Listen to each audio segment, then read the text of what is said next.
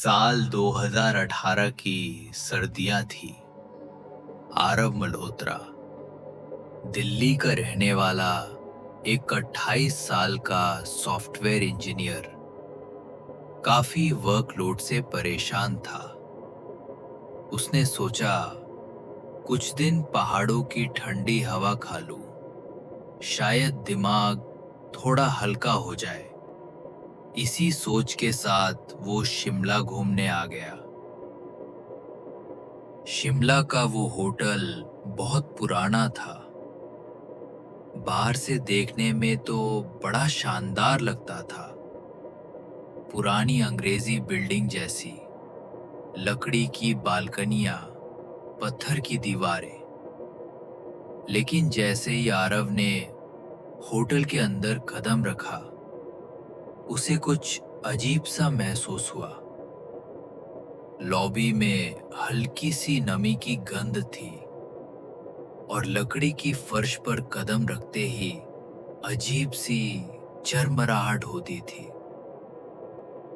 Reception पर manager ने मुस्कुराते हुए उसे एक पीतल की चाबी दी और धीमे स्वर में बोला, कमरा नंबर 309। उसके चेहरे पर एक पल को झिझक सी आई, जैसे कुछ कहना चाहता हो, मगर चुप रह गया। बेल बॉय सामान लेकर उसे ऊपर ले गया। रास्ते में बार बार इधर उधर देखने लगा। आधे रास्ते पर उसने धीरे से कहा, साहब, अगर रात को कोई अजीब आवाज सुनाई दे तो दरवाजा मत खोलना, और कभी भी उस कमरे के शीशे में मत देखना। आरव हंस पड़ा। भूत प्रेत वाली बातें मत कर भाई। लेकिन लड़के का चेहरा बिल्कुल सफेद पड़ गया था। कमरे में पहुंचकर आरव ने देखा, साधारण सा कमरा था। लकड़ी का फर्नीचर, पुराना फायरप्लेस, एक बड़ा सा कालीन और कोने में रखा हुआ एक ऊंचा पुराना आईना।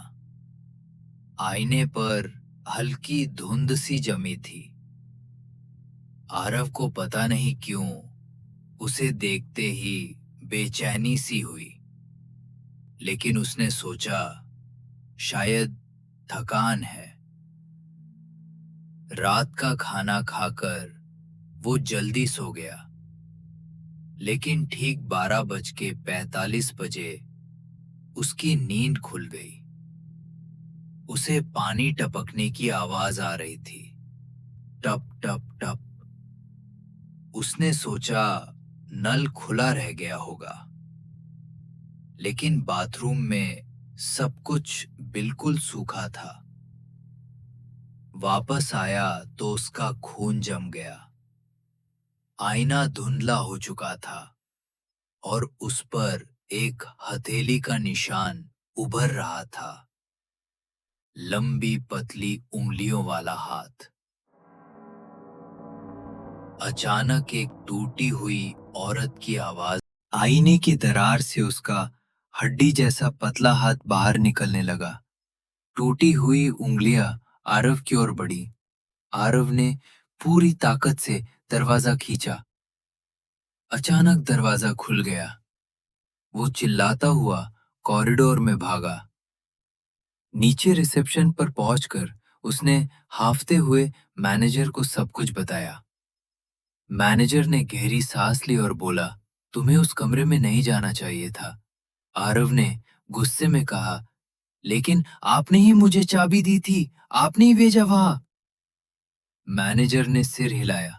उस कमरे की चाबी तो सालों पहले नष्ट कर दी गई थी। 1999 में वहां एक औरत की मौत हुई थी। कहते हैं उसे उसी कमरे में मार दिया गया था। तब से उस कमरे को बंद कर दिया गया, कोई भी अंदर नहीं जाता।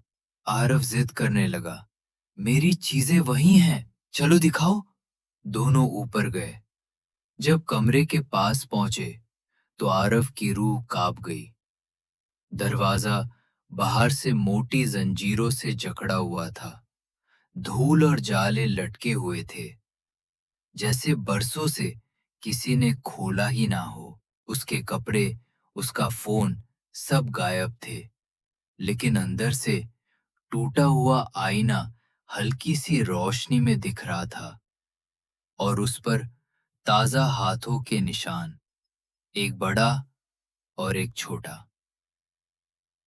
आरव उस रात होटल छोड़कर भाग गया। उसने कभी किसी को ये कहानी खुलकर नहीं सुनाई, लेकिन आज भी जब वो किसी आईने में देखता है, उसे लगता है कोई और चेहरा उसके पीछे खड़ा है।